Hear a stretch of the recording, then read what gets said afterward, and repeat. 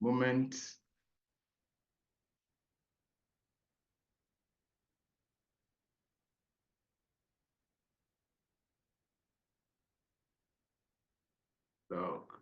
Set.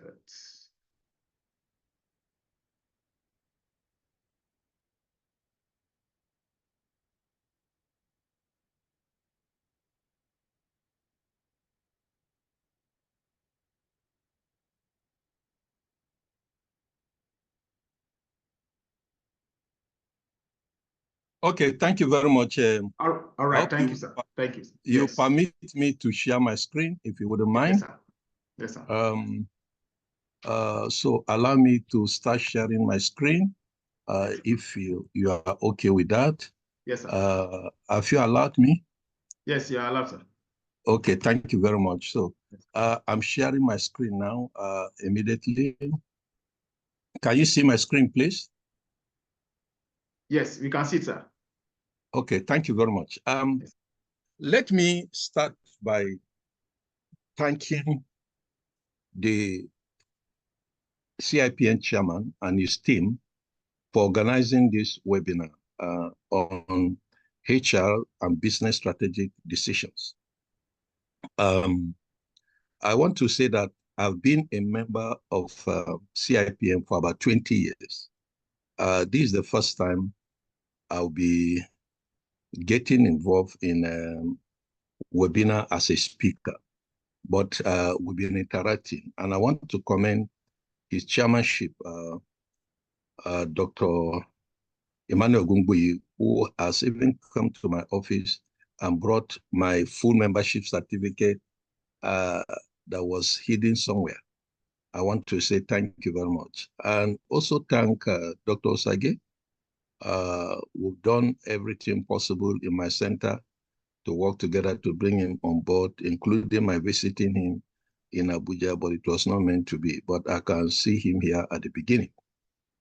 So thank you very much. I wish 𝐂𝐈𝐏 very well, and I hope that we'll go further. This is the beginning of webinar, and then we hope to deliver value through people, as the mantra is. So if you permit me, today I'm talking about HRpreneurship. HRpreneurship, here we talk about human resource and entrepreneurship combined together. How to understand business for strategic HR decision. I want you to know that there are about 4 components of management. Yes, there are those who produce, the food soldiers. If you know Miss Beck, Harry Miss Beck is the one that brought, the governance architecture in terms of management trajectory, in particular human resource. They are the key, they are the main and only factor existing in an organization that is animate. The rest are inanimate. The factors of production, land, labor, capital. So you talk about labor, you talk about the entrepreneurs. So the other factors, the land and the capital, they are inanimate in nature. And so what are we doing here today? We're trying to bring out the link between HR itself and entrepreneurship. So first of all, what am I going to be talking about? I'll give some brief introduction and concept, definitions, and then I'll go to HRpreneurship mantra, and then I'll go to HRpreneurship in action. I'll also go to HRpreneurship in practice. Then I'll give some concluding remarks. Let me find out. I hope I'm not talking to myself. Can you hear me? Oga Gungui, to go me by now. Wow. That means nobody can hear me. Okay. If we cannot hear me, I will assume that you can hear me. And that is why the coordinator should always to speak on behalf of the people so that his audio will be clear, so that it's not one person will be speaking. Because if I'm the only one speaking, I won't know whether there is echo, whether there is responses, whether there is impact or not. So the traffic is unidirectional. I don't blame the people that mute everybody because It was Fashola that said, if you want to know how difficult Nigerians are to govern, that you should open a WhatsApp group and say nobody should post rubbish. Then you will see how difficult they are to govern. That is easier to criticize. So I don't blame them for muting everybody. But if you can hear me, please always mention so that I know you are there. Are you there? Ogungwe, if you are there, just raise up your hand. Let me see you. If you can hear me, always raise up your hand the way I used to do. Okay, fantastic. Okay, so if you can hear me, please let me know by you sending a chat on the chat group to tell me, Prof, carry go. So post there, then I know we are together. Yes, I can see your hand now. You are waving your hands. Well done. That means you are following me. So one, the mantra, the action, the practice, and some remark.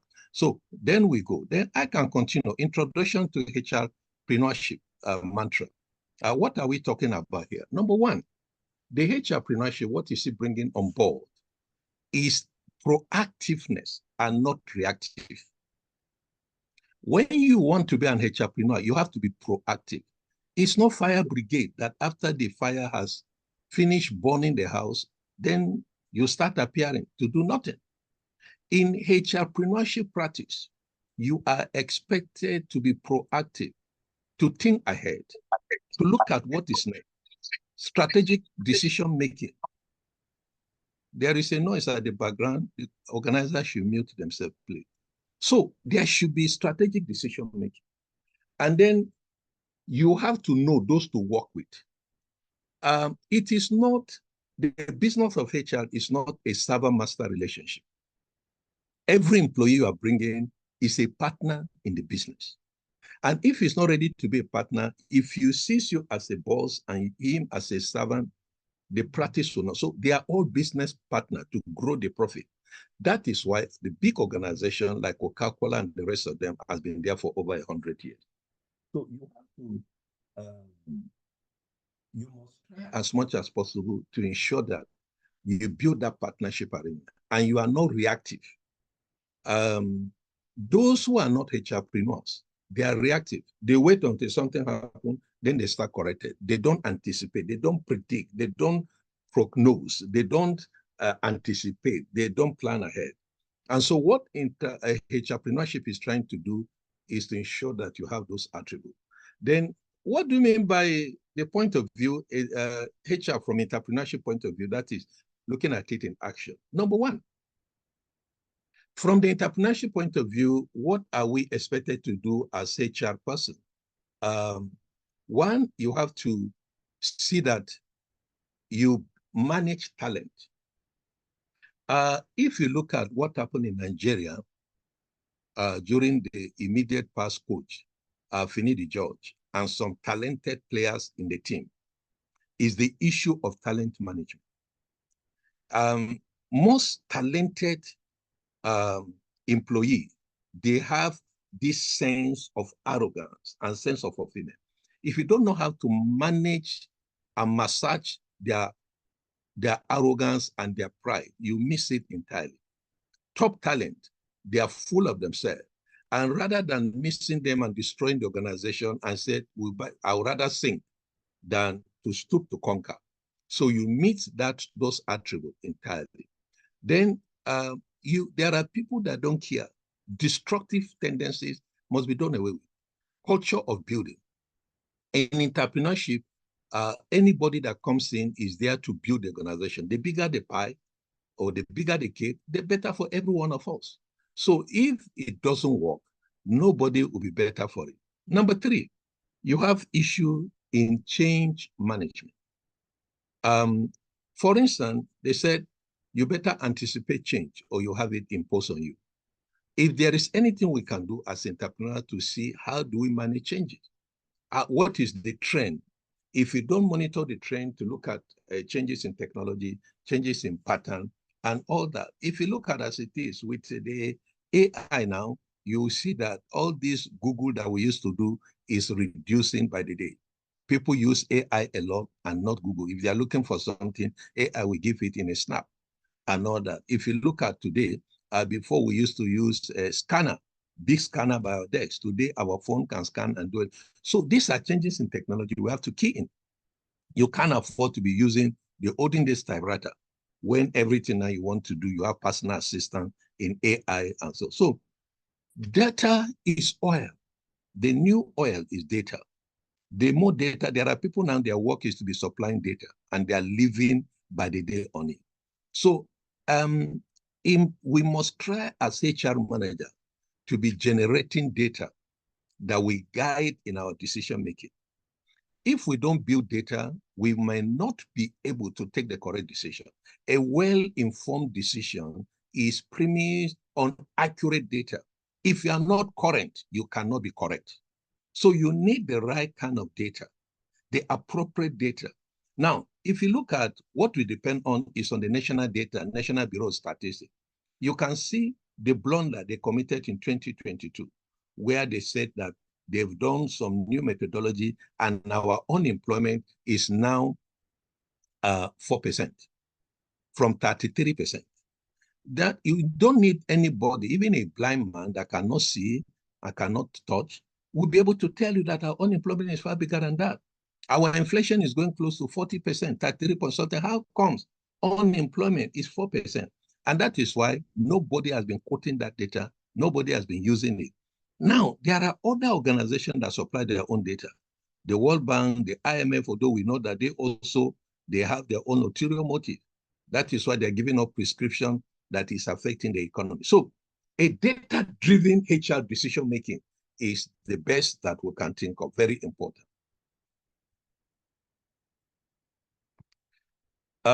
Now, as I mentioned, in taking decision as HR, we must be able to define market trends. What is going on in the market? If a HR person is not following the trend in terms of how much a big talent is costing in the market, and we don't look at those trends, we miss the best talent. And we'll just be working with average players in the field, and we miss it entirely. Then there's the financial acumen, ability to look at the key performance indicators, the budget, the financial statement, and all that. We should be able to know that. What are the figures? What are the numbers that we're dealing with? What is coming in? What is going out? How do we balance the equation? Very important as a entrepreneur. Regulatory awareness. For instance, if you don't know laws, particularly labor laws, you don't know when to fire, you don't know when to hire. Sometimes we don't say it here, but there is a big bank in Nigeria that fire people. The case have been dragging in court in years. Sometimes they pay damages, firing people unnecessarily without knowing the necessary HR, trajectory. You must know what the law say.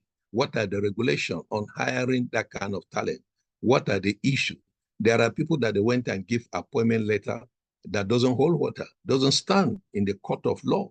So you have to get this in and understand the trend, understand the regulatory framework that you are dealing with. Now, what are the tools and techniques and the HR environment? Now, I've mentioned data. That's the analytics, the metrics, the workforce, the trend. You should be able to know that. And then you must understand the SWOT analysis and not SWOT. The SWOT analysis is what we deal with, what we call instead of the weaknesses and threat, we turn them to aspiration and result. So that's why instead of SWOT, we have the SWOT. Then there is employee survey. You must continually carry. That's why I said data is very important. You have to do survey, anonymous survey, to see how people think about the organization, how about they think about the practices that you are going on. Then the most important thing in HR today, HR is not the HR of those days. There are software, there are HR information system that if you use, it saves you a lot of time. There is also people plugging in. You know how many people have come to work, who is on a stable, who is not on a stable, who is doing what, who has been paid, who has not been paid, who is collecting what, allowances. On your desktop, all those information are there using HR information system or HRIS. These things are all there. So today, the work has been made easier for HR practitioners. So you don't have to stress yourself, writing, drafting metrics, doing all this in there, all there for the taking. More so with AI today, the HR work has been made easier. Now with the blockchain technology, if you join with the blockchain technology that is going on, that the blockchain technology is where data are stored, are saved, you cannot change it, you cannot alter it, you cannot. So that's where the cryptocurrency and all other form of asset, digital asset are being traded. So HR has gone now, has penetrated AI and blockchain technology. Then there is also the benchmarking practices. What we do in benchmarking is that you compare your HR practice on others, and that is why we have the association. And that's why we have webinars. That's why we have conferences. That's why we have workshops, seminar, and symposium, and the rest of them. So that your presence there will help you to know and understand what is going on in the field of human resource management. I had my PhD in IFE. It was on human resource management about 20 years ago. I taught in IFE. I left IFE about 20 years ago after teaching for more than a decade there and all that. So I had my PhD in HR, and I work on HR, develop HR, models and the rest of them, and very, very good. Now, what are the HR strategic development in entrepreneurship? There are many a times HR should work to know that employees know the objectives of the business. What is the business out for? So that you can speak it. If you go to some organization, you see that the HR strategy is a bit missing. What is happening is that some people don't know what the business is doing. Sometimes you hear them say, that's how they are doing it. Who are they? You are part of the company, you are collecting money, you are being paid, and you are calling members of your team they. So you see that they like to exonerate themselves. They don't see themselves as part of the team. So we have to know some of those strategies. How do we retain talent? I went to one organization to do HR work.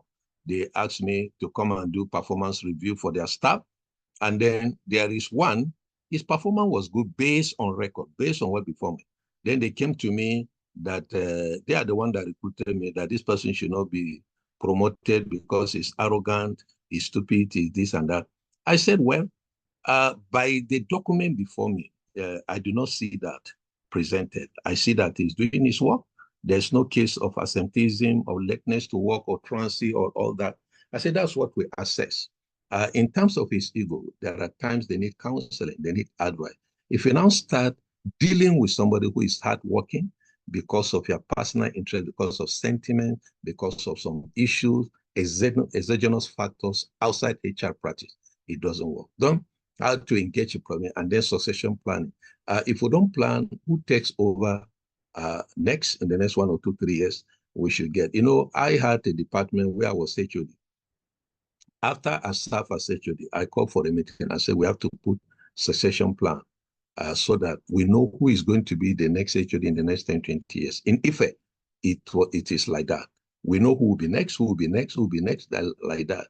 So we try to build that.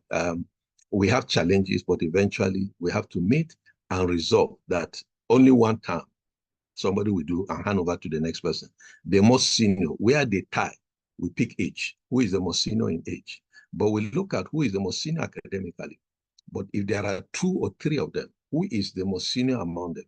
If the age factor, they are all there, who is senior by 1 day, by 2 days?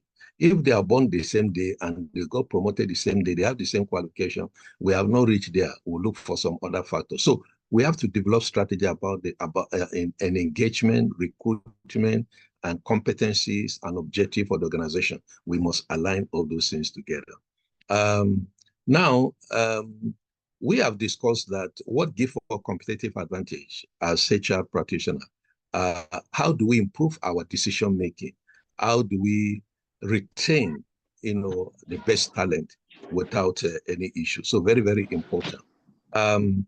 What are the talent acquisition steps that we need to do? The onboarding, the sourcing of candidate, the recruiting, the referencing, verification exercise, because sometimes you have to verify from their last employer before you interview them. Please, can we mute, please? I was muted. How come some people are not muted?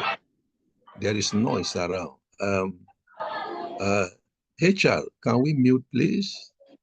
Can we mute everybody with the exception of me? They have blocked me.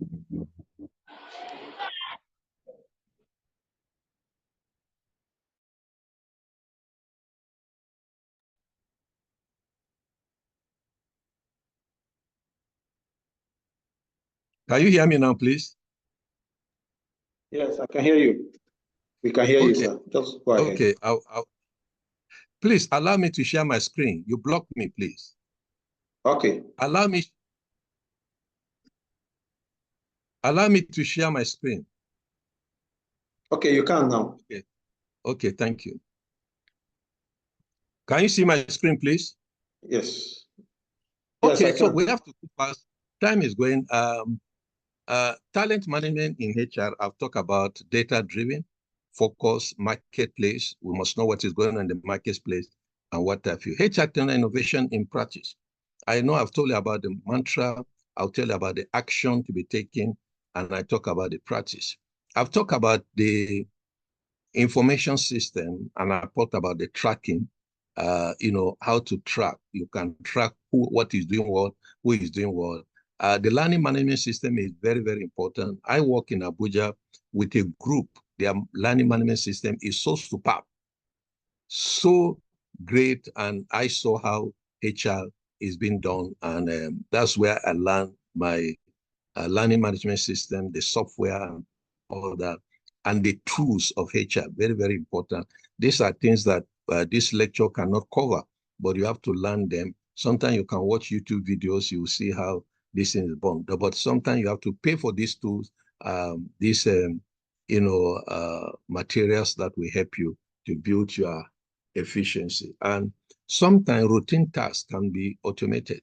And for instance, we don't have to be, what we continue to do, AI can handle it and all that in HR. Our work is now simpler than it was many years back in HR. The recruitment process, the training and development employees, decision-making, and work enablement. Where I work then in Abuja, everything is there. Any information you are looking for, you just go to your personnel management system, your PMS, we call it PMS, you will see everything, whatever, any rule, you want to apply for anything, whatever is done online. So HR practices have gone very far.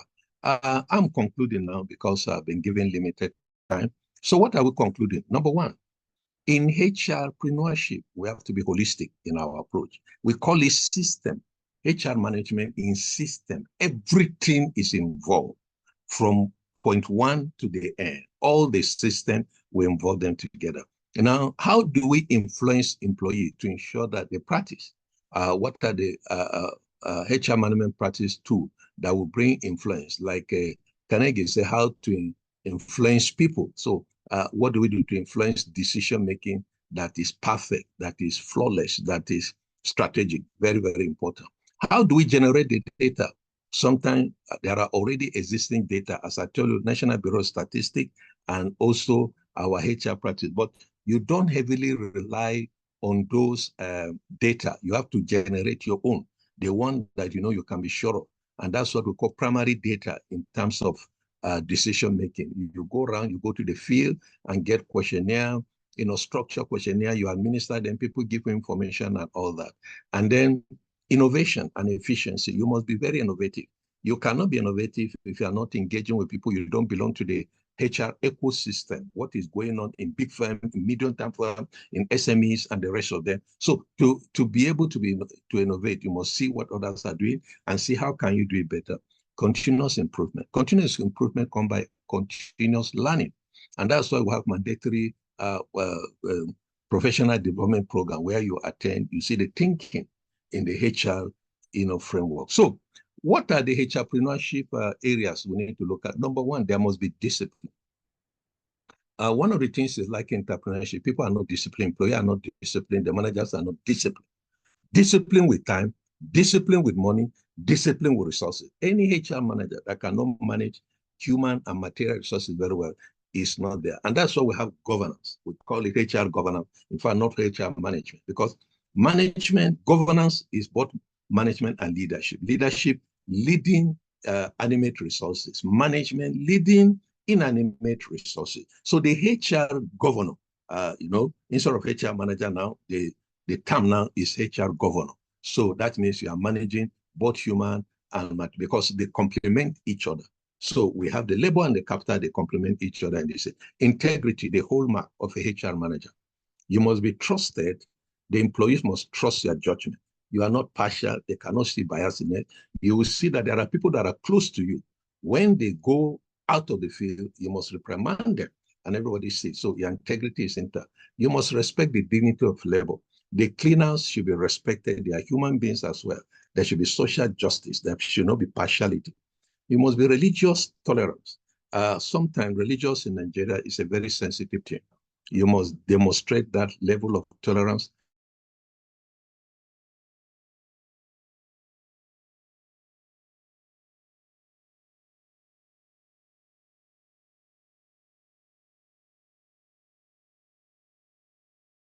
Some of the employees don't use religious bigotry, to bring confusion in the place. Not accept that. Patriotism. You must be patriotic. You must own the business. You must take it as if it's yours. You cannot be talking as if it's someone's business and you're waiting to get another job to go. No, leave a lasting mark. You must not be part of those people that destroy the organization. Now, as director of my center, I developed this. I personally took me time to develop it based on the characteristic I see among my staff. If you come to my place, you see I display this in different places. One of these are punctuality and regularity at work, events and function. If you look at, we are used to coming late. I had to come here around time, and we do not start anything till about 30 minutes later. So you can see that we are used to this, and HR manager must know for regularity and punctuality. Corporate comportment and outlook, dress well and formal. A HR manager, you are dressing speaks a lot. They say you are addressed the way you dress, so be careful with that. Respond to mails and text messages promptly. You see, I have to be used to this kind of challenges I'm facing with people that, you send them texts, you send them messages, they don't respond at all. Or you will take them 2-3 days before they respond. No, don't do that. Answering phone call and feedback, never respond to calls in front of client or superior officer. Take excuse before responding to calls where extremely necessary. I was visiting professor in South Africa. I was visiting a professor in South Africa, University of Cape Town in particular. I'm telling you, can hardly see people making calls in the office. Hardly. Everything is to send chat, text message, and all that. So I have seen that happen. Follow a matter to a logical conclusion and always get feedback. I always tell people that you don't wait until sometimes you give somebody an assignment and then the person will now wait till you ask him. I mean, people don't know how to give feedback. If you do this thing, you cannot fail. And those who have worked with me see that by the time we finish training and bringing you, nothing will make you to fail in life. Treating clients with respect and dignity. There are some clients, you don't know who they will become. When I was struggling in Kaduna here, some few years ago, nobody knew I'm going to be a professor. And today, those who look at you with disdain, they are now surprised to see that God has lifted you. So respect every client with dignity. I've mentioned integrity and honor in all action, words, and deed. You must be trusted. In Japan, if they cannot trust you with time, if you come late by Japanese 1 minute, cannot trust you again. You say, if you can fail me in time, you can fail me in money. If I cannot trust you with my time, I cannot trust you with my money. So this is what is happening this time. Then I talk about decorum and organizational capability should be transparently displayed. You will see that in the place of work, the way people sit down in the offices and cross their leg and do this and behave as if, in scripture, we're told to magnify your office. Be proud of your office. Don't speak any bad thing about your organization. You do it very well. And then avoidance of excuses and complaint, no matter what. People think excuses are strategy, particularly when they use sickness and death as excuses. Somebody died, this and that. No. And so what? It's in the scripture that Jesus said, allow the dead to bury the dead. It's not a big deal to him that people are dying. But that does not mean that we will not show empathy, we will not show respect for people who are bereaved, for people who are sick. But by the time people keep on, I have some organization, if you complain about sickness twice, they say you are not fit to work. And that's why people be hiding sickness and all that. So if you look at some footballers, they have to do that. If you hide sickness, you'll be punished. Because some people think they can give sickness excuses. Footballers don't do that. Sometimes when they are sick, they don't want the organization to know because they want to play. But why are we not doing that in HR practice?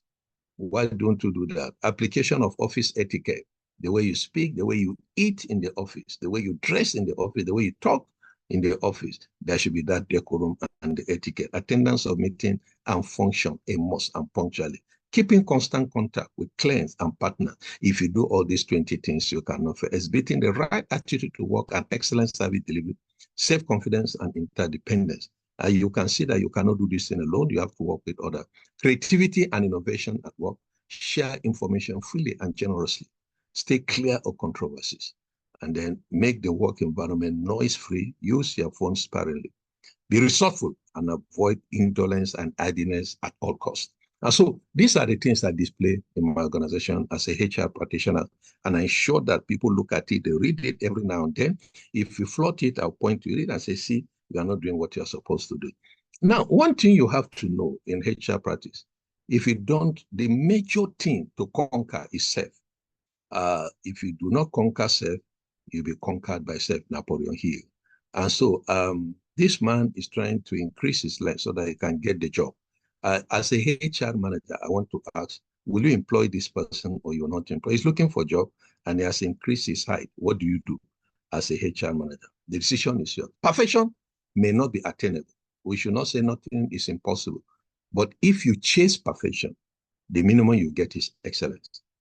The reason why people mix excellence, they are not trying to work perfection. They say nobody is perfect. Yes, but if you pursue perfection, you get excellence. Learning together. One of the things is our catchphrase in CIPM is delivering value through people. So if you look at here, you see this picture, I'm fond of it.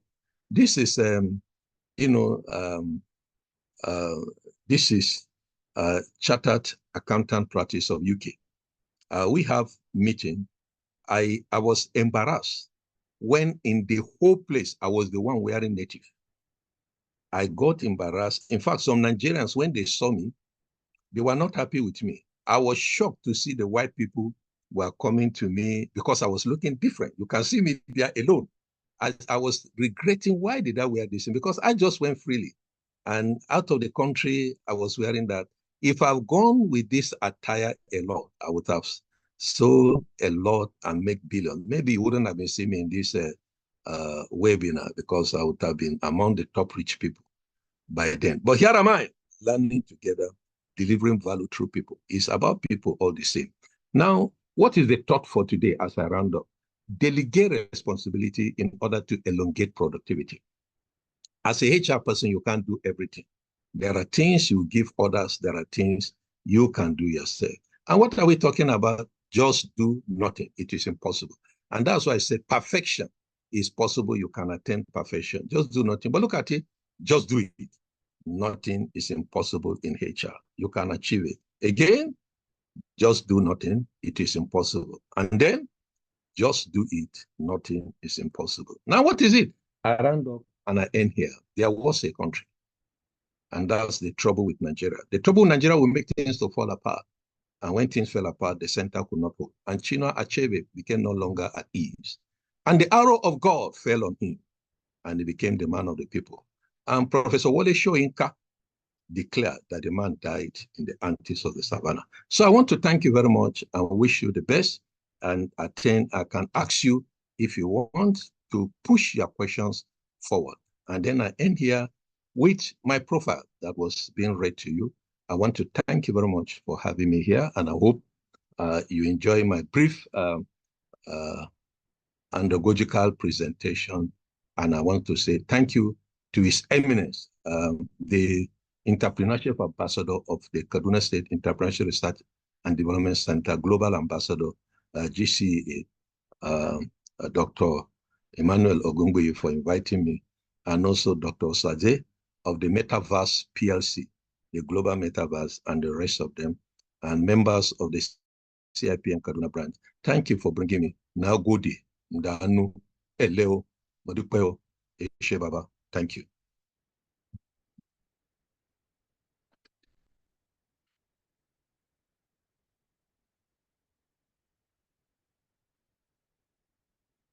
You mean nobody was hearing me?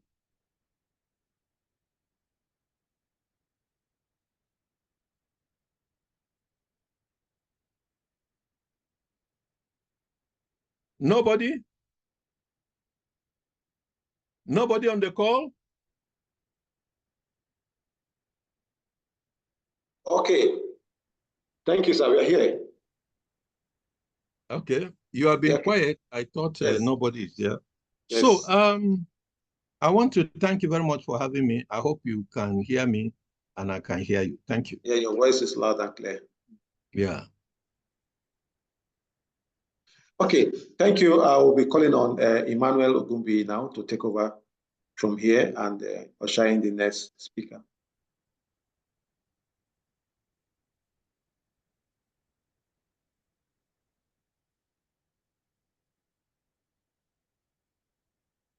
Emmanuel Ogumbi, are you here? Please just indicate by a raise of hand if you are here, Emmanuel Ogumbi.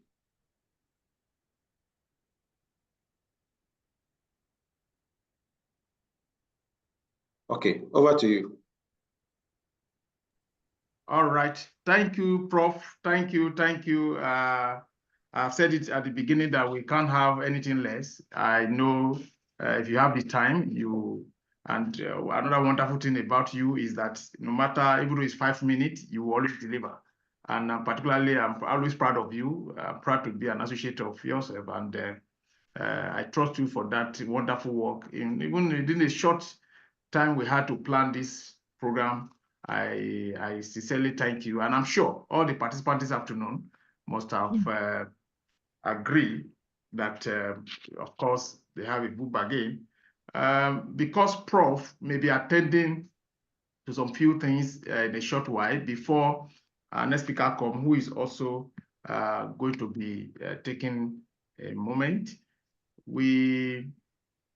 I think it's better we'll have the question take together. I don't know if Prof will give us that privilege. Dr. Umar will just do more or less a short coming from the perspective of a general manager of human resource management, and of course, who is deeply involved in the business of his entity, will just also come from the angle. I like the dexterity of Prof, the way he has approached this. But I'm sure Dr. Umar will also be bringing in some field experience as an HR practitioner. And if Prof can, I'm sure Dr. Umar will be spending less than 30 minutes. Am I correct, sir? Dr. Umar. Doctor, please kindly unmute Dr. Umar so that he can, if he's unmuted, so that he can, Dr. Zazi, are you there? Thank you very much. I'm unmuted now. All right. So I want to believe that in a few minutes from now, you could add some few things to what Doctor has done. He has laid a very solid foundation, and I'm sure if you spend 4 hours on this webinar, it will not be sufficient, because I know there will be load of questions. But we want to give opportunity to all our participants to ask questions. However, I think you come on, and I want to have a confirmation from Prof that we can still have him for like about 30 minutes. Prof, can we still have him for 30 minutes, sir?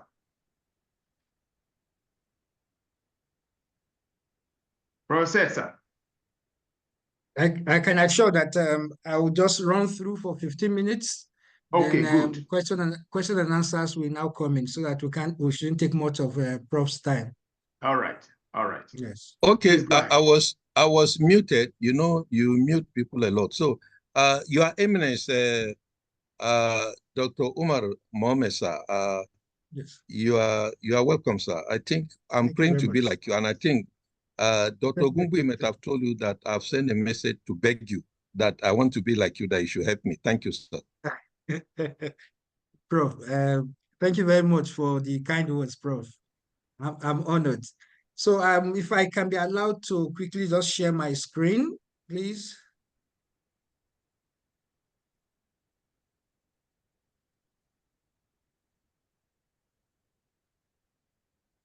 Okay, you can now. Okay.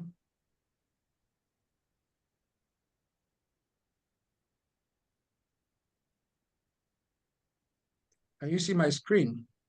Yeah, we can. Okay, I will just run through. I strongly believe that Prof has actually done a lot of justice to this topic. And I'll just look at it from a different perspective, where in the agenda, importance of HR, strategic HR business partnership, we look at aligning HR strategy with business strategy. I think Prof also mentioned in that, within that perspective, the key business metrics and their impact on HR. I think Prof also mentioned in that area, the entrepreneurial mindset in HR. I think the practical steps of HR managers to measure the impact of HR and HR strategies on business performance is where I think I will be dwelling more on. So let me just run through these slides. Now, let's look at the part of HR in strategic business partnership. I want us to take a breather and look at HR. As we all know, in the practice of HR, I think once upon a time, when organizations are attempting to downsize, one of the areas they look at to downsize, to say, is HR, admin, then personnel management and admin. Why? Because they believe they are not directly contributing to operation. And that is where I always say we always get it very wrong. Now, over time, HR has evolved to be a strategic business partner. And in most of my interaction with HR professionals, I think that is always what we talk about. I always I only want to remember what our ECM, I hope she's on this call. She did mention in one of our gatherings and said, I think she's talking about where she's also, her own area where she works, and said, everything they want to do in the company, in the organization, is HR. Anything goes wrong is HR. The toilet is not flushing is HR. No water running is HR. And why is that? Now, the person they believe that's more accessible they can reach out to is HR. Apparently, the maintenance of the toilet, the person there does not even report to HR. But HR is said to be responsible. And that is where the challenge is with HR. And that is why it's expected that HR practitioners should have that capacity to absorb all these pressures in ensuring that they are strategic business partners in the operations of the business. Now, I'll just quickly read through this slide. Strategic HR business partnership means HR professionals working closely with business leaders and managers to make sure HR strategies match the organizational goals.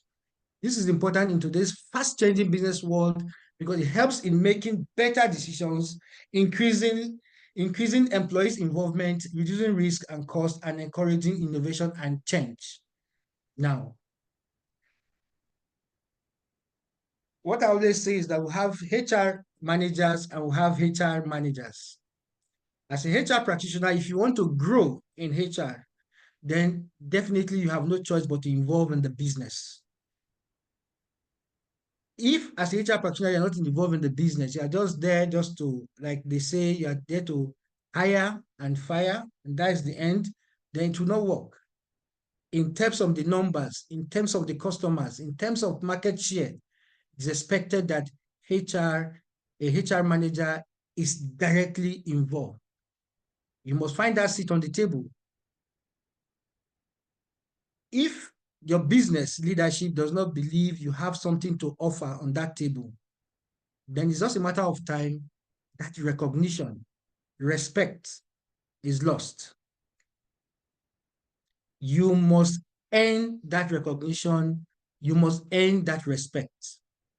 It is not a situation where you just say, oh, this person, they are using directors as HR in their business. Yes, they are using. It's possible the HR manager that was there before earned that position to be called a director and is now in the board. You also have to work towards also earning that respect. Now, I'll just quickly move to the next slide. Aligning HR strategies with business strategy is crucial for HR to effectively contribute to organizational goals, organizational success. Key steps to achieve alignment include comprehending business goals, talent planning and acquisition, and of course, and retention. Compensation HR goes in line with business objective, focusing on employee engagement and culture, and implementing metrics and evaluation. In terms of the metrics, evaluation, in terms of the business goal, I think also Prof mentioned, has talked about this area. But like I always say, it is that responsibility of the HR manager to ensure that whatever you are doing, you are letting it, let me cite an example of in terms of manpower planning. Even when the people in operations, maybe manufacturing, engineering, electrical, mechanical, they plan their manpower. As HR, you still have that, you are in that position to further plan their manpower, which you can say, okay, they need 15 manpower to run their operations per shift. As HR, you can further go and even streamline that manpower to even reduce it to 40. But if you do not understand the operation, then there's no way you can get this done. So it is something that you have to understand the operation in details. I won't say better than the probably head of manufacturing, no, but you must understand it in details in terms of manning and analyze the manpower, look at the operations, specific responsibilities of all the employees, and now see how you can now streamline in terms of cost reduction. In practical experience, this is something that I would say in my career I have brought to the table. I can't sit down and allow maybe the head of manufacturing just tell me, oh, for this operation, 80 employees. It now defines the category. Yes, I accept, but operation starts. Along the line, HR comes in and say, okay, let's see how we can streamline and reduce that manpower. The agenda for HR is not for that reduction, but in analyzing further what is on ground, then you now go ahead to reduce. And that is one advantage HR has. Now, in the business metrics and data, at least Prof mentioned the relevance, importance of data. Data drives business.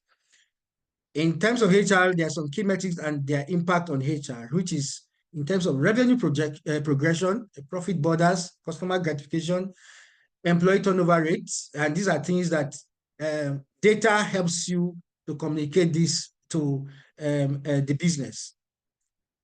In my career, I've sat down to say, oh, let's look at each department and look at the turnover rate. And we realized that a particular department turnover rate is so high. And by the time the data is projected, I think it was on a bar chart or pie chart, it was reported to management. That elicited like a kind of conversation with management and said, why is this HOD? What's the problem with this HOD? I knew the problem. I knew there was a challenge, but because, of course, the HOD is also an expatriate, the business was refusing to listen initially. But when they saw the data, the figures, wow, they said no. And that forced them to listen. I wasn't talking then. The figures were talking. And that is where HR comes in. The time to market, productivity metrics, operational efficiency, market share, I mentioned that earlier, innovation rate, and compliance and risk mitigation. And like I said, as HR on the table, if you cannot support the business and ensure there's risk mitigation, then you are not yet there as a HR person. And that actually makes you that entrepreneur we are talking about. That is the subject matter here today. There are a lot of HR partners, business partners that have grown beyond just HR practice into actually being business owners. In my career, I've gone beyond just HR practice. I do far, far more involving other operations that if I'm not on the table for that operation, then it doesn't happen. And I also develop team members that also, if they're not on that table, that discussion cannot continue. And that is where you have to ensure I won't say, I don't want to use the word impose, but I will still use it. Impose yourself in that operation. And without using your intellectual capacity, your knowledge, and that interest in the business, you won't get there. I want us to quickly look at this. Entrepreneurial mindset are like natural resources. They are often buried deep. You have to go looking for them. They are not just lying around on the surface. They are often buried deep. That is entrepreneurial mindset. So you have to go deep in terms of getting it to work for you. I'm just trying to rush through. Gosh, okay. These are, I think, a lot of this also Prof mentioned in terms of coaching and mentoring, developing skills in the business, personalized learning, especially on the job training, employee recognition. You don't have to wait for any other person to do this. That is something that HR has to drive. Of course, we in this age, especially what the lessons from COVID-19, where we now have the hybrid workplace design, that you can make sure that you have employees that can fit in there where necessary, and collaborative work platforms. Okay, I will run quickly. This one I said I was going to really dwell on more practical steps for HR managers to measure the impact of HR strategies on business performance in terms of entrepreneurship. Turnover rate, time to hire, the diversity, equity and inclusion metrics, retention rate, cost per hire, engagement rating, training completion. Now, I've dealt with any of these, but you see, in terms of the diversity, equity and inclusion, these are areas that HR has to control. And as a business owner and as an entrepreneur, if you do not put that into consideration in taking your decisions, then you will get it all wrong. Before you know it, other HODs will have forced you, coerced you, probably I will even use the word deceived you, and you just realize that you have gotten it wrong in terms of diversity, equity, and inclusion.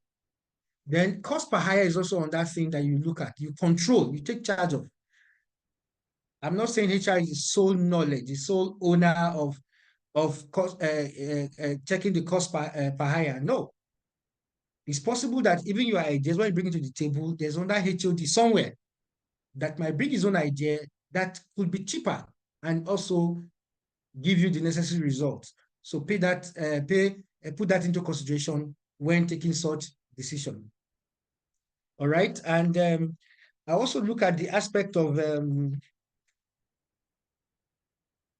okay, this is not actually a quote. It's just say embrace innovation within HR, align leadership, foster curiosity, and that is the aspect we're talking about entrepreneurship.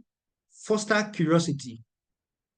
Do not sit down, and that is why I would say HR has become strategic.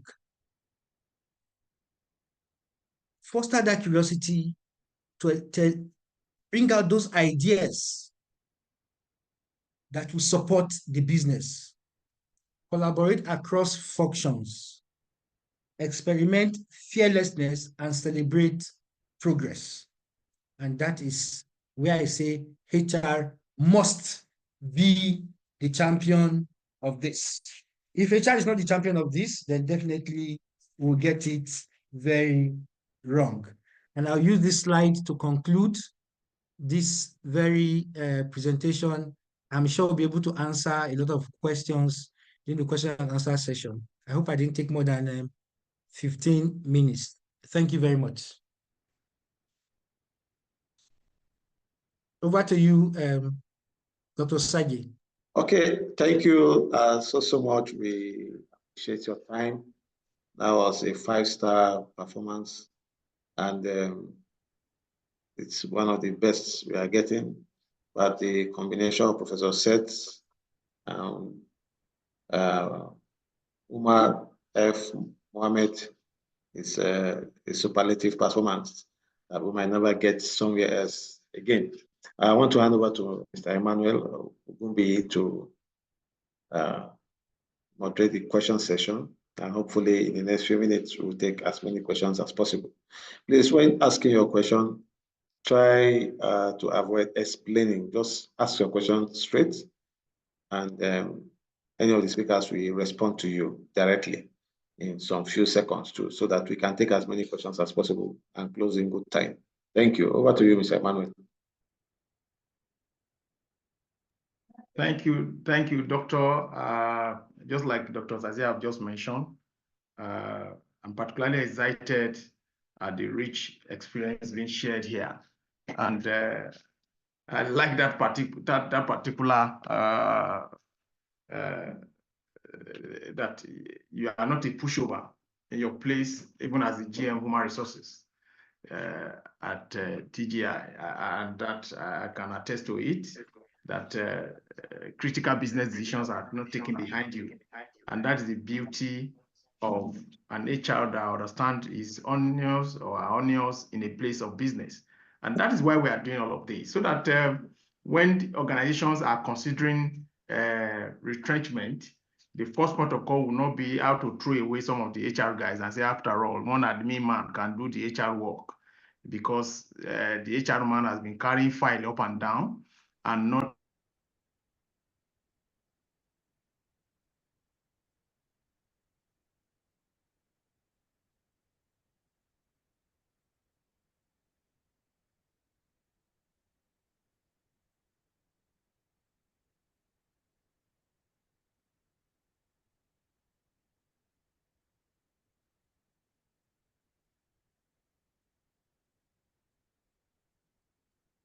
sorry. We lost you for some time. I hope yes, you know. Yes. I was just saying it that we are moving to an era where HR practitioners must be directly involved in critical decisions in businesses. And on that note, we want to quickly, because of our time, allow questions to come. So you can raise your hand from the chat box, and your questions will be taken. And we have the floor now from our participants to ask their questions. So your questions straight, just like Dr. have mentioned. When you are called, please ask your questions straight and direct to the point. Okay, over to you, ladies and gentlemen. You have your questions, just raise up your hands and take questions. At most, we'll take 5 questions or 6 at most. We are waiting for the first person. If you have any question for the panelists, they are ready to take your question, please.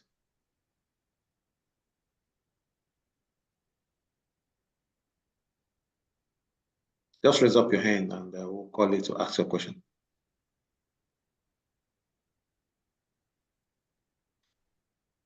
Okay.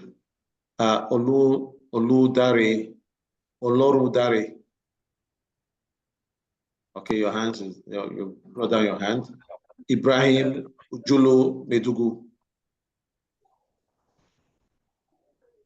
Unmute yourself, please.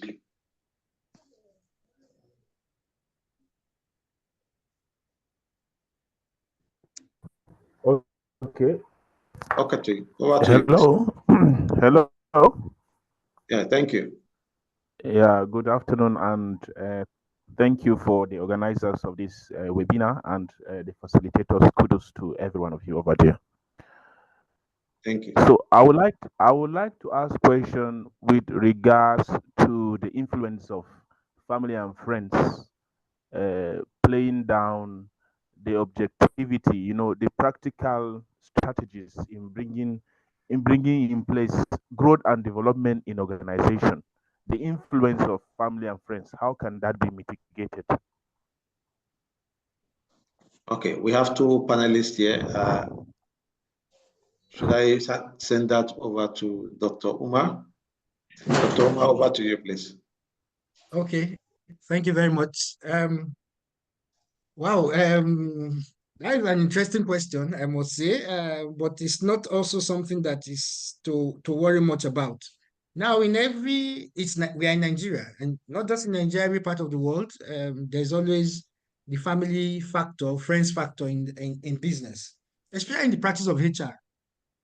But you see, in making yourself, I think Prof mentioned that as a HR person, integrity is something that is very key that you cannot compromise. Now, if you are seen or known to be somebody that is HR and you are bringing in your friends or family to the business, you are recruiting them, especially when you have better candidates, then already your integrity is already rubbished. So you must put that into consideration.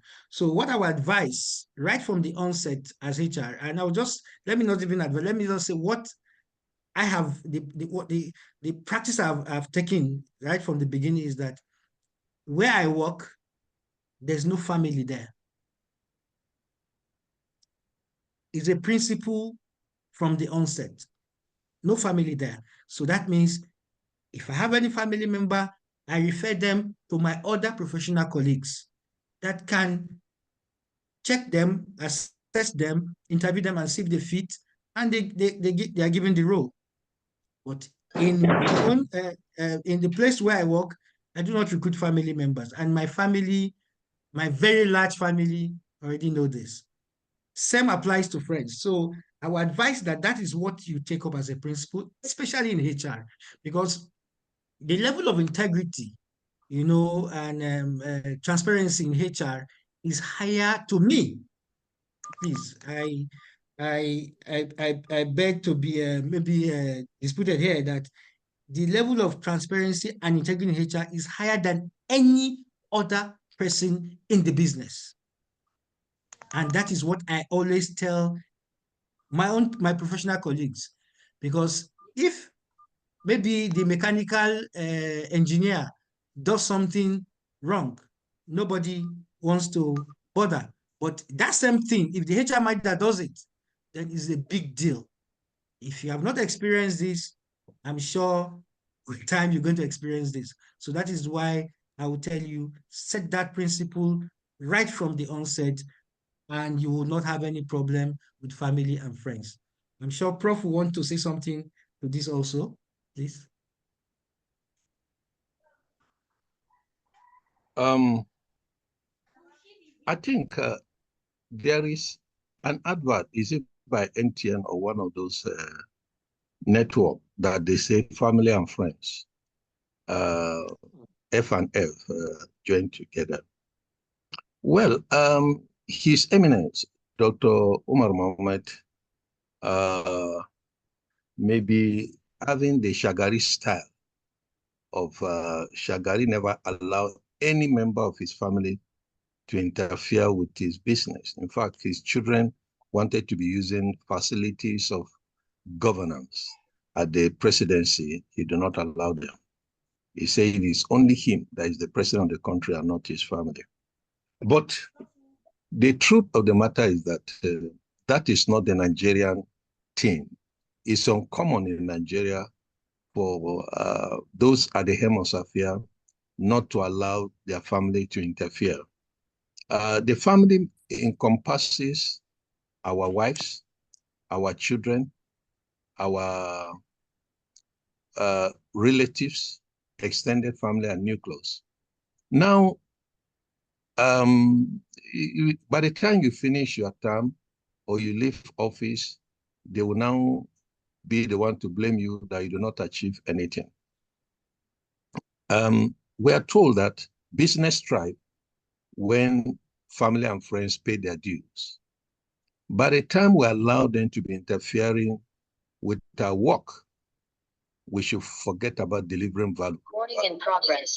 From day one, we'll let them know our principle. If you are close to me, you will know my principle very well. My wife was a manager of a bank controlling 25 branches. I am a consultant. Of course, I need to be working. I try to avoid interfering. Do you know that it's in their head office that they'll give me consultancy job? My wife was in a position to give it to me. I never got one. But I still got consultancy in their bank. Sometimes people would think she's the one that helped me. I got it from the head office using my own consultancy acumen to get it. So me here, I've seen how family will come to say, do this, do that. And sometimes they will hate you. But you can hate me, you cannot, but respect my success. And so if you are the one that is driving towards success, you want to be sure that your friends pay their dues. Your friend do this. I have a hospital close to my house. When he was building the hospital, I provided water for him. He was very surprised. 24 hours, I'll put my tank, open them for them. They'll be working in the night using my water throughout. I do not collect a kobo from him. When he finished his hospital, anytime I go, he will do it for me free. My mother went, he did for free. My wife went, he did. My children. I stopped going there. I say, see, my conscience will not allow it to be doing. He said he can't forget me because of the water I gave him. And he been telling people were telling me that this is what this man said about me. So I said, the only way I can go, and I went to go and do NIHIS. Then I use his hospital. So I felt that by the time I do that, I can now be going to the hospital, win-win. He will attend to me and my family based on NHIS. And what you want to do for me for free, he equally do it. So we balance the equation. So I want to say that you have to be very careful. You can help your family at your own expense. That's what they do in the White House. When Obama was there, Obama is entitled to his meal and members of the family. If his friends come and eat the food that day, they will bring a bill to him and say he should pay for those his friends because they do not prepare with them. So this is why how great organization prosper. When you begin to do that, you see yourself, doing very well. So be careful. We cannot stop you from helping your family, your friends with free lunch. But know that the bottom line will be affected. You should always think of the bottom line. It's not a government agency where anything goes. So the kind of training we're talking about here is for business, not for government. So be careful and balance the equation. Thank you very much. I think Dr. Ogungbe, the ambassador, and Dr. Osaze, I want to beg for permission to take excuse. Thank you very much. I'm grateful. Thank you, sir. Prof. Thank you. Thank you so much, sir. We are so much grateful for your time, and I want to believe there's no doubt that that question has been done justice to. Justice has been done to that question. So we'll move on to the next. You are excused, sir, to take your leave so that you can. Thank you very much. I'm grateful. Your Eminence, Dr. Umar, sir. Thank you very much, Thank sir. you, sir. Yes, sir. You're welcome, sir. Thank you very much for your time, too, sir. Yes, sir. Thank you very much. Okay. Due to time constraint, we have just 2 persons raising their hands here, so we might just take one out of them. Please, let's respond. Let's ask our questions in seconds, and I will appeal and I beg or appeal to Dr. Umar to also respond to you in seconds so that we can finish within our time frame. Okay, Mustafa, you have only 20 seconds to ask your question, please. Yeah, how should an HR manager deal with the issue of let me see, conflict of interest? I think that's my question. Conflict of interest. How should an HR manager deal with that? Okay, over to you, Dr. Umar. Well, I think part of what we just discussed is also part of conflict of interest. So that's how I put it.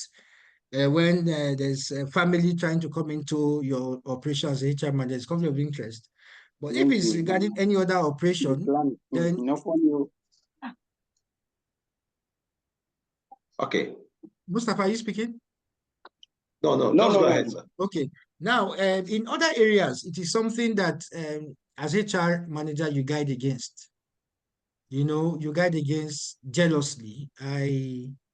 Where you have, let me give you an instance. You are the HR manager, and at the level you are, you can run training programs, get external consulting firms to run it, and you now went to go and bring your own consulting firm. Of course, it's not bearing your name, to come and do training for your business, your own company, where you are the HR manager. That is a direct conflict of interest. And that is what you must guide against. So it's not dealing with it, it is an issue about avoiding it. Now, if you are referring to other employees in the business where such matters are brought to you, and I'm sure you have what we call the employee handbook. In the company where I work, it's clearly stated in the employee handbook that when there's conflict of interest, then you have to just find a way to absorb yourself and make sure you are not there at all. You must declare your intention. If for instance, you want to use your own personal business company, you must declare from the beginning so that the due process will be followed. But that is for other people, maybe in the business. But as HR manager, I will just tell you clearly, don't even go there at all. Don't go that path at all. Okay, thank you. That's all. Yes, Dr. Osaze. Thank you, Dr. Umar, and I want to believe, Mustafa, you are okay with that? Yeah, I'm okay with that, sir. Thank you very much. Thank you.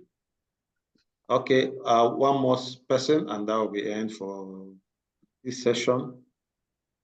Oloru Dari, over to you. Good evening, sir, Doctor. Good evening. Thank you very much, sir, for this rare privilege. Thank you. I see you like a big role model. You have been. I've learned a lot while I joined this 𝐶𝐴 metaverse, and I'm still learning by the grace of God. I love it. I love the program. You are doing a great job, sir. Thank you. Professor Seth said while he attended a meeting, I think somewhere in is it UK or so, that he was the only one that looked different. And he's like, is it that it is bad, the attire that he put on, the dress? Now, if you look at Dr. 𝐂𝐚𝐫𝐭𝐞𝐫, for example, she always dress in her native. She doesn't care about whatever anybody feels at that. And the question is it bad the way he felt that others were on different attire, putting on English there? He's the only one on native. Okay, I think we've got to your question. You are giving us your own lecture now. We've got to your question. You are asking about the mode of dressing that someone needs to put on when in a meeting or whatever as an HR personnel. No, okay. I think what he said is just to quickly chip in what Professor said. You know, he wasn't saying that it's a bad thing. He said he came out different. Even some of his Nigerian colleagues were trying to criticize him. But at the end of the day, he became the toast of the day where everybody wanted to get close to him. And that's why he took the center stage in that picture. They put him in the middle. And that if he even wanted to sell that native wear was wearing, he would have auctioned it for probably up to 5,000 pounds or so. That's what he was trying to say. So it was a positive thing, nothing negative about the dressing. Very good, very good. Thank you very much. Thank you very much. Okay, I want to believe that Oluwaseyi, you are okay with that. Ladies and gentlemen, we have to keep to our words by declaring this program closed. We also want to say thank you, Dr. Umar. Thank you, Professor Seth, though I know he has exited. And also thank you, Mr. Emmanuel Ogumbi, the branch chairman of CIPM Kaduna. This has been an exciting moment for everybody. The group we created for this is going to remain there for some time so we can respond to you. We can take your applications or certificates, and if you have questions, we'll also respond to those questions. So just stay put in those groups and don't exit the group. Thank you, and God bless you all. Now, Thank Doctor? you very much for your time. Yes, okay. All right, let me just a way of random. Once again, appreciate our facilitators this afternoon, Dr. Umar F. Mohammed, who has particularly taken the burden of this webinar upon himself to make sure that it come out successful. And of course, our own prof in Kaduna here, who is also shows so much interest in make sure that this knowledge sharing is successful. I want to appreciate you both, and thank you for making it a success. Dr. Saze, I think I also owe you as a branch chairman of Cardinal Branch, owe you a lot of appreciation for this collaborating effort that you have put together. However, I would have loved to share some few thoughts, just in case there are people on this call who may be asking how would they want to be a part of CIPM. And I think just the summary that CIPM as an institution is a professional body, the apex regulatory body of human resource practitioners in Nigeria, and is an establishment that was established by Act 58 of 1992. And we have different routes for membership, and of which examination is one of them. Corporate membership is also part of our membership route. We also have experienced practitioners who have had opportunity to also join with analytical writing exams. We have examination route in different stages. We have the Foundation 1, we have Foundation 1 and 2. We also have Intermediate 1 and 2, and also Professional Level 1 and 2. These are different categories. And our website, for those on this call, for further details on CIPM, I would like to give our website, which of course will be posted on different platforms after now. But then we will also, I would like to put across the website as www.cipmnigeria.org, www.cipmnigeria.org. You can access, and I'm sure you'll be glad to be a part of this great institute. And of course, our numbers are available on different, you can reach out to us on our different lines on the flyers, and you'll be well attended, just like Doctor has promised. And I can assure you that different routes by which you can be part of it. Experienced practitioners can also join through the HR practitioner route. We have the executive route. We have the academic and military, paramilitary route by which you can join if you are in academics, you are a lecturer, you are in the military. There is room for everyone to be part of HR. HR role and function is a global one, and the Institute had made provision to allow everybody, medical doctors. Today, by the grace of God, our national president is a trained lawyer, a lawyer even to Supreme Court level. And coincidentally, he was supposed to be speaking with us on this call. But just like I said at the beginning, he is in a speaking engagement somewhere in Lagos, and so he's unable to make it to this meeting. I've checked right now. I look out for any of our national leader on this call, but I'm sure they are ably represented by Dr. Umaru, is a very senior colleague, a very senior fellow in the institute, and we can see the stuff is made of, and that is what CIPM is known of. And without much ado, I want to appreciate everyone. And just like you have seen on different platforms, certificate for this program is available at 7,000 Naira. And the details and processes of having it is being posted. You will all have it. Just fill the link properly, and your details will be used to issue your certificate upon confirmation of your payment, and you will get the certificate as soon as the payment is made and processes are completed. Once again, I want to appreciate everyone. Your questions, your inquiries can be made available on those various platforms by which you have this advert, and you will be well attended to. Once again, I appreciate our speakers, all our participants, and all the collaborating team for this meeting. And of course, I appreciate all our colleagues and members of the Cardinal Branch who have taken their time to participate in this program, and hope that in our next month webinar, we'll also see you participating. Thank you, and God bless as we bring this meeting to a close. Doctor, are you still here? Yes, I am. Okay. Thank you. Okay, I'm just sending the link now for the WhatsApp group for those of you that are saying you are not there. You can just the chat box, click on the link to join the WhatsApp group so that you can get updates, respond to questions, how to become a member of CIPM. Yes, thank you very much and stay blessed. Thank you.